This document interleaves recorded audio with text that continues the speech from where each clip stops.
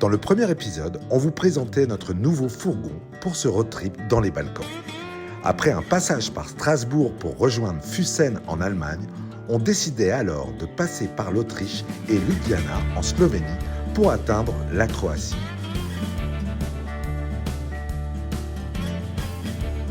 De là, nous entamions une descente par la côte via Zadar, la réserve naturelle de Krka et Split. Il était maintenant temps de rejoindre la frontière du Monténégro.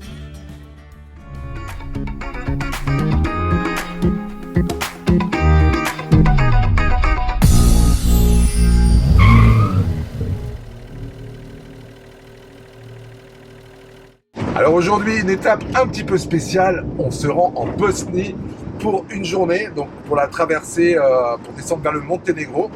Donc apparemment on peut faire des bonnes affaires là-bas, vu que le pouvoir d'achat est beaucoup plus élevé pour nous Européens. Donc voilà, une petite journée en Bosnie avant de repasser par la Croatie pour enfin arriver au Monténégro. Il fait super beau, donc on va en profiter et on prend une route panoramique tout juste magnifique au bord de la mer Adriatique. Allez, à tout à l'heure.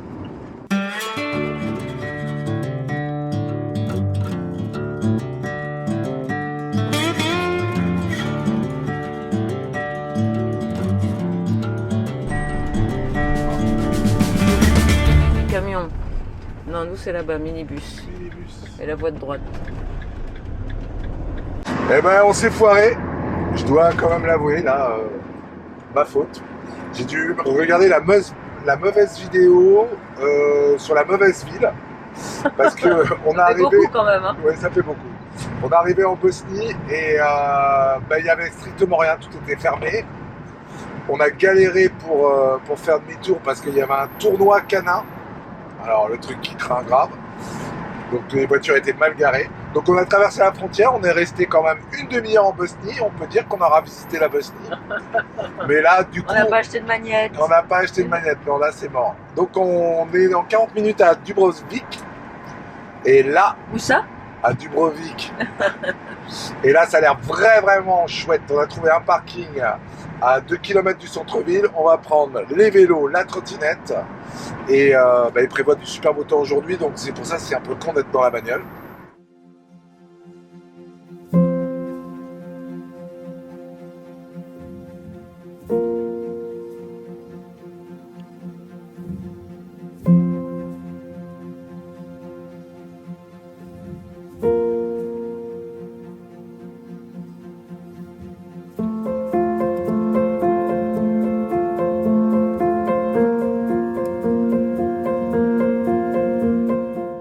Alors ça y est, on est à Dubrovnik.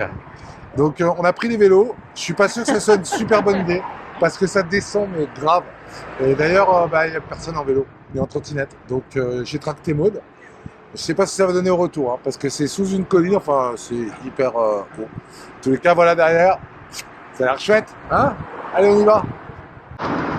Genre le truc pas du tout adapté pour les vélos. C'est n'importe quoi. Mais bon, c'est pas grave. Ça descend. Je filme en direct et on va essayer de rester vivant. Maud est devant. Ah ouais, les touristes de base.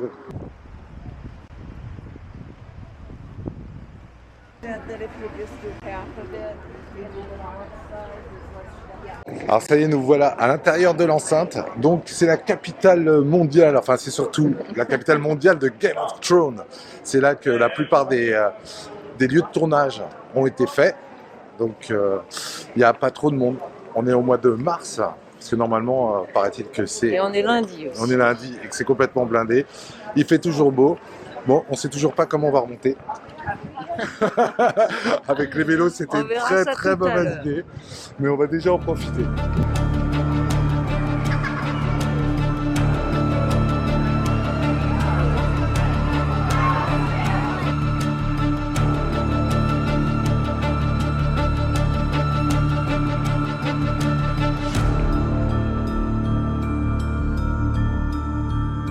On est parti pour 3500 marches. C'est ça, c'est là-bas.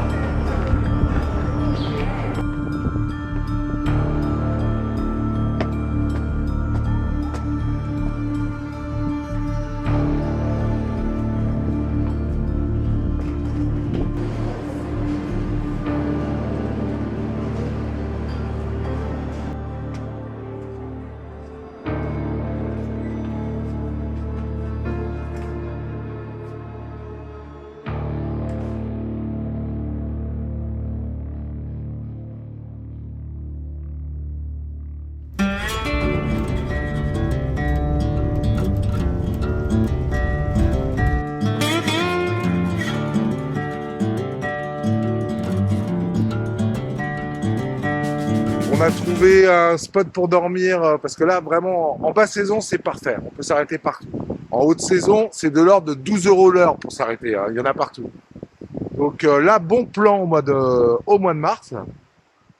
Et donc, on va passer 2-3 jours ici. Alors, ce soir, il fait froid dehors. Hein. On est arrivé aujourd'hui dans quel pays? Ah oui, au Monténégro. On sait plus tellement. Il flotte, il prévoit 2 jours de mauvais temps, donc on a voulu tester une raclette. Mais une raclette avec du fromage local. Donc c'est ça. Donc on ne sait pas si normalement ça ressemble à la raclette. J'espère que ça va fondre et que ça va le faire. Donc, raclette à la bougie quand même. Hein. Raclette à la bougie, c'est la deuxième. Hein. Montre, fais un gros plan. Voilà. Voilà. Et on met ça dessus. Voilà. Et après on fait l'ambiance. Waouh, ambiance. Bon bah je crois qu'on s'est planté. Hein. Je crois que c'est pas le bon fromage. Il est bon comme ça, mais une fois cuit, il est... non. Bof. Ça grille.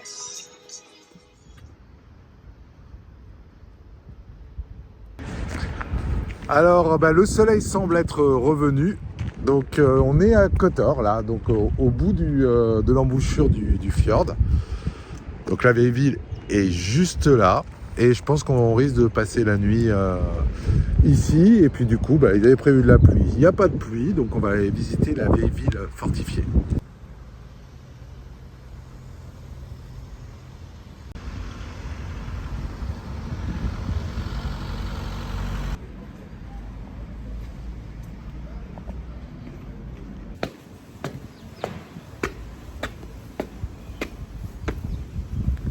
Non mais c'était juste pour faire style, hein, parce qu'on va pas se taper les 2000 marches pour monter tout en haut.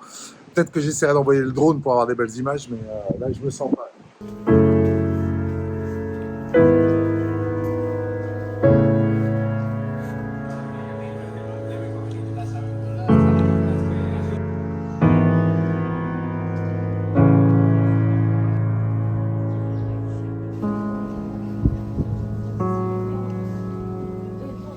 Alors par rapport à Dubrovnik, la ville est vraiment beaucoup plus cool. Hein. On sent.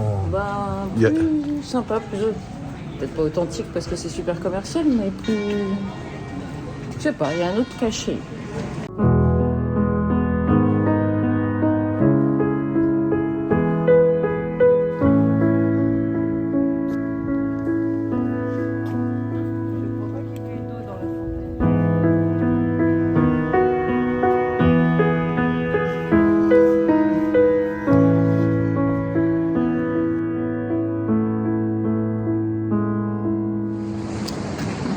Alors, suite des aventures.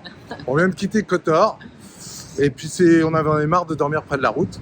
Donc là, on s'est trouvé un coin, alors dans une zone un peu désaffectée. Je vous montrerai les images après. Mais au moins, là, on est tranquille, face à la mer. Mais bon, c'est bizarre. Mais bon, on va tenter l'affaire. Puis au moins, en été, ça doit être bien.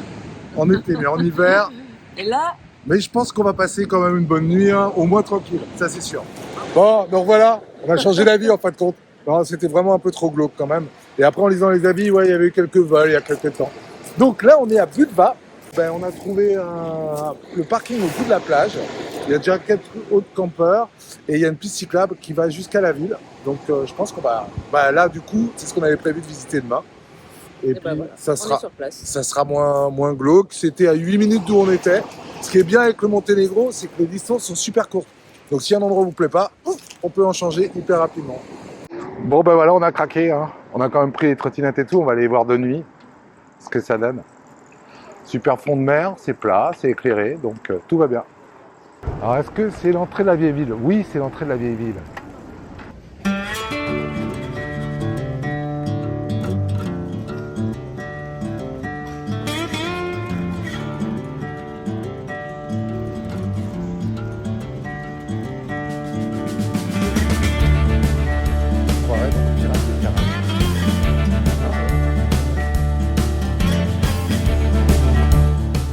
Alors, j'ai l'impression que ça va bien local. La nuit de Gisco.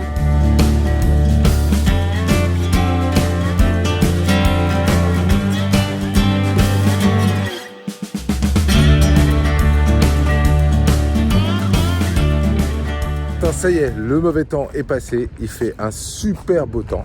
Vous allez voir derrière. Donc la préparation pour petite excursion. On a sorti les trottinettes, le vélo. Après, la mission du jour, ça va être de trouver de l'eau. Parce qu'il y a très très peu d'eau potable au Monténégro. Et surtout très peu de robinets. Tous sont fermés. Donc là, il nous reste environ 30 litres sur 100 litres. Donc aujourd'hui, on va essayer de trouver de l'eau quelque part. Alors, après avoir rechargé l'eau à la trottinette par bidon de 5 litres, avec un robinet très loin sur la plage, petit réconfort. Côte de bœuf à 5 € quand même. C'est pas très cher. Sous le soleil. Bon, sur le parking, ok.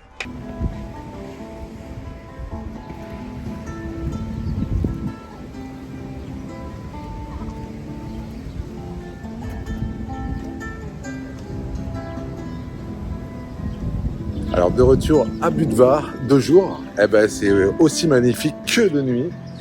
Donc j'ai réussi à faire un petit vol de drone.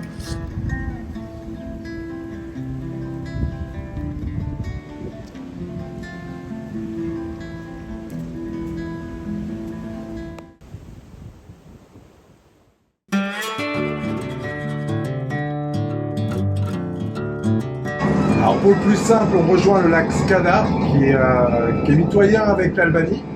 Et pour éviter les routes de montagne, on va passer sur un tunnel là, qui m'a l'air assez long, qui traverse la montagne. Ah ouais, je pense. Et 4 km de tunnel là. On est arrivé au lac Skadar. Bon, on s'est fait alpaguer à l'entrée directement pour le tour en bateau et tout ça. Bon, je sais pas si on a payé le bon prix. Mais en tous les cas, demain, on part en bateau pour 1h30 sur le lac.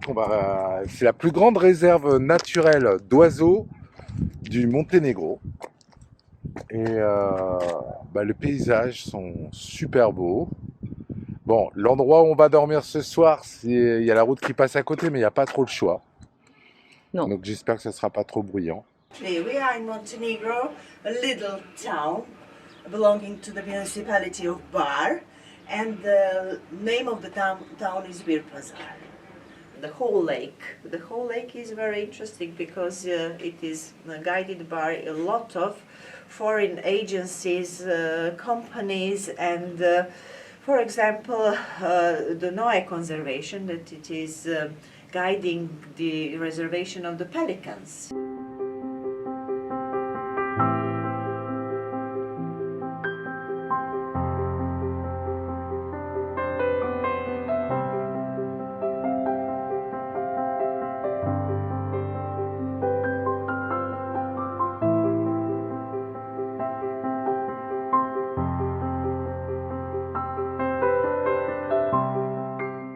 Alors on vient de quitter Virpazar, où on a fait donc le tour en bateau, on est resté, bon on s'est fait un peu avoir, hein, honnêtement. Faut dire, c'est le premier arrêt pour le tour en bateau, on a payé quand même 100 € pour 2. Et le tour en bateau, vous verrez les images. Les images peuvent être trompeuses, hein, elles sont belles, mais en tous les cas, ça suivait l'autoroute, on a fait vraiment un tout petit tour, pas ce qu'on escomptait. Donc écoutez, hein, c'est pas grave, c'est des choses, faites attention à ça. On a fait 10 km plus loin. Et on a trouvé un autre spot, là, ce coup-ci, en pleine nature. Je sais pas, ça vaut le coup. En drone, en tous les cas, les images sont super. Et puis pour ce soir, je pense qu'on va être vraiment bien. Puisque là, on est tout seul. Ça va être super sympa. On va sortir les vélos. On va suivre la rivière, qui est un bout de mer d'ailleurs. Et puis voilà. on va vous montrer tout ça.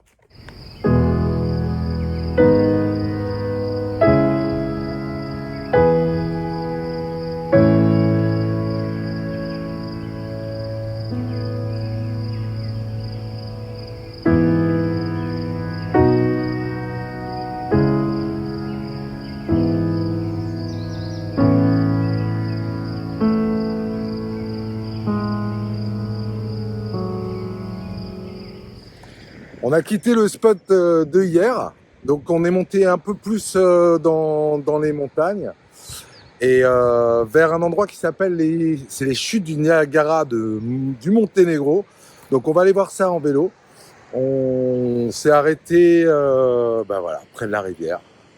Super chouette. Bon, 500 mètres sur une route en gravier, mais ça a l'air tranquille. On a déjà rencontré des locaux, un petit vieux qui est du coin, qui est venu discuter avec nous expliquer qu'on pouvait se baigner et tout. Enfin bon, l'eau était à 10 degrés, donc bof. Donc on va se poser, on va manger, et après prendre vélo et trottinette, et on va aller au point qui a l'air très touristique, des chutes, des fameuses chutes du Niagara. Puis on reviendra ici ce soir pour dormir.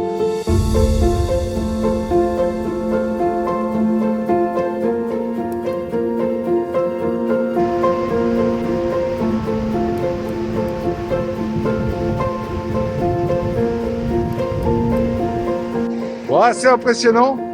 Alors malheureusement, je peux pas faire de drone. On est juste à la côté de l'aéroport de la capitale. Donc je sais pas. Si je trouve des images de drone sur internet, je vous en mettrai. Mais là, mon drone a refusé de décoller. Tant pis, on se régale avec des images au sol.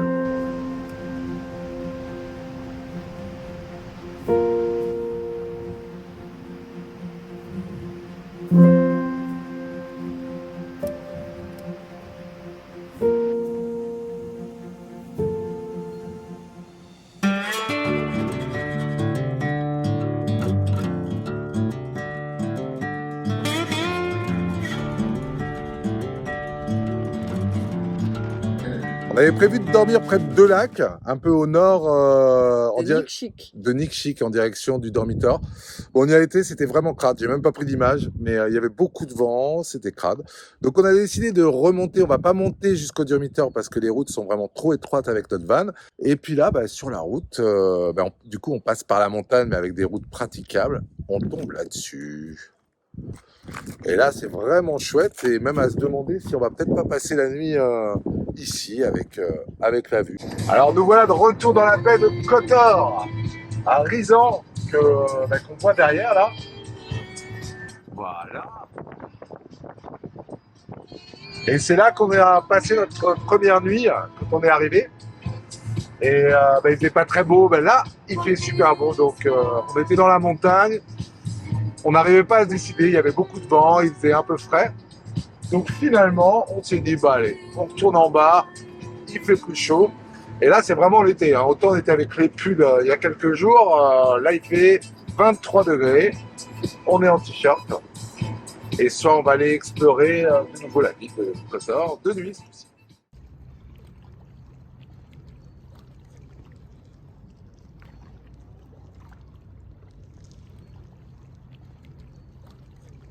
Bon, par rapport à il y a quelques jours, plus rien à voir avec le soleil. On a bien fait de repasser par là.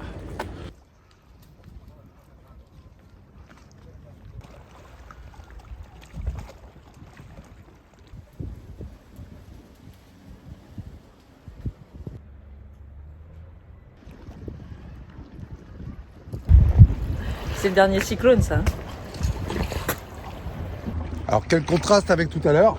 Ouais, il y avait du vent, il faisait froid, on était dans la montagne. Et là, de retour en bord de mer, dans le beau golfe de Kotor. En espace d'une heure, on peut rejoindre de la montagne, on peut rejoindre la côte et se retrouver quand même dans ce fjord, le seul fjord des Balkans.